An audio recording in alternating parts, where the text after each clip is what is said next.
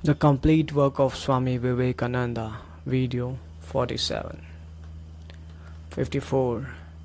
Those things which cannot be differentiated by species, sign, and place, even they will be discriminated bit the above samyama. The misery that we suffer comes from ignorance, from non-discrimination between the real and the unreal. We all take the bad for the good, the dream for the reality. Soul is the only reality, and we have forgotten it.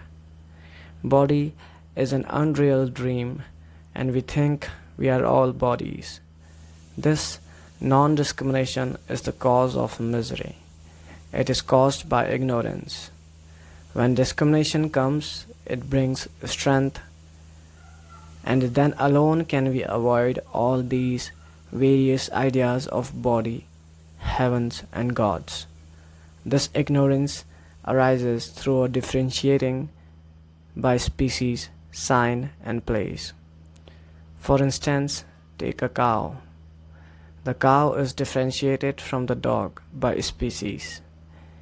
Even with the cows alone, how do we make the distinction between one cow and another? By signs. If two objects are exactly similar, they can be distinguished if they are in different places. When objects are so mixed up that even these differential will not help us, the power of discrimination acquired by the above mentioned practice will give us the ability to distinguish them.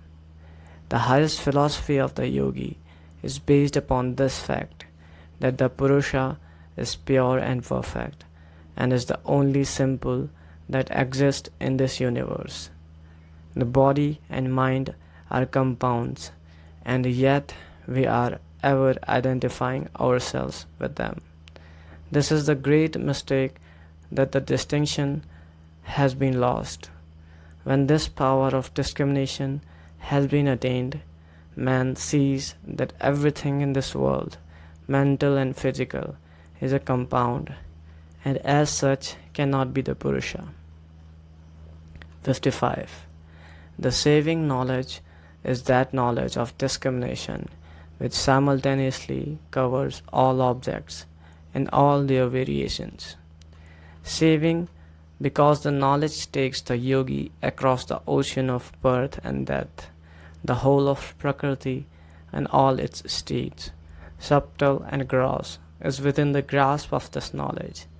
There is no succession in perception by this knowledge. It takes in all things simultaneously at a glance. 56. By the similarity of purity between the Sattva and the Purusha comes Kaivalya. When the soul realizes that it depends on nothing in the universe, from gods to the lowest atom, that is called Kaivalya, isolation and perfection. It is attained when this mixture of purity and impurity, called Sattva, intellect, has been made as pure as the Purusha itself. Then the Sattva reflects only the unqualified essence of purity, which is the Purusha. Patanjali's Yoga Aphorisms, Chapter 14, Independence. Number 1. The Siddhis, powers, are attained by birth. Chemical means power of words, mortification, or concentration. Sometimes a man is born with the Siddhis, powers. Of course, those he had earned in his previous incarnation. This time he is born, as it were, to enjoy the fruits of them. It is said of Kapila, the great father of the Sankhya philosophy, that he was born Siddha, which means literally a man who has attained to success. The yogis claim that these powers can be gained by chemical means. All of you know that chemistry originally began as alchemy. Man went in search of the philosopher's stone and elixirs of life, and so forth. In India, there was a sect called the Rasayanas. Their idea was that ideality, knowledge, spirituality, and religion were all very right, but that the body was the only instrument by which to attain to all these. If the body came to an end every now and again, it would take so much more time to attain to the goal. For instance, a man wants to practice yoga or wants to become spiritual. Before he has advanced very far, he dies. Then he takes another body and begins again, then dies, and so on. In this way, much time will be lost in dying and being born again. If the body could be made strong and perfect, so that it would get rid of birth and death, we should have so much more time to become spiritual. So these Rasayanas say, first make the body very strong. They claim that this body can be made immortal.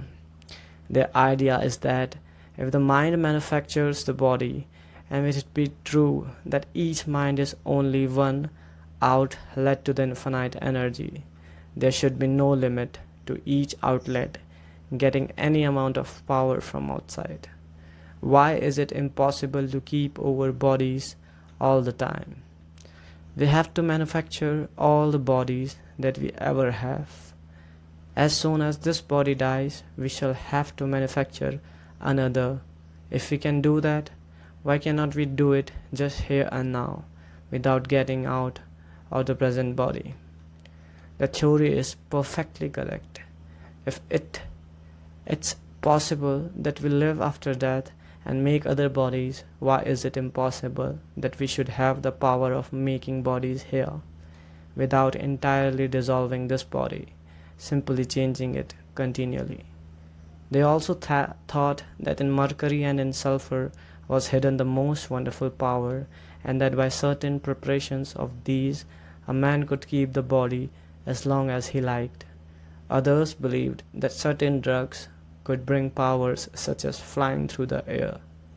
Many of the most wonderful medicines of the present day we owe to the Rasayanas, notably the use of metals in medicine. Certain sects of yogis claim that many of their principal teachers are still living in their old bodies. Patanjali, the great authority on yoga, doesn't deny this. The power of words. There are certain sacred words called mantras which have power when repeated under proper conditions, produce these extraordinary powers. We are living in the midst of such a mass of miracles, day and night, that we do not think anything of them. There is no limit to man's ponder, the power of words and the power of mind.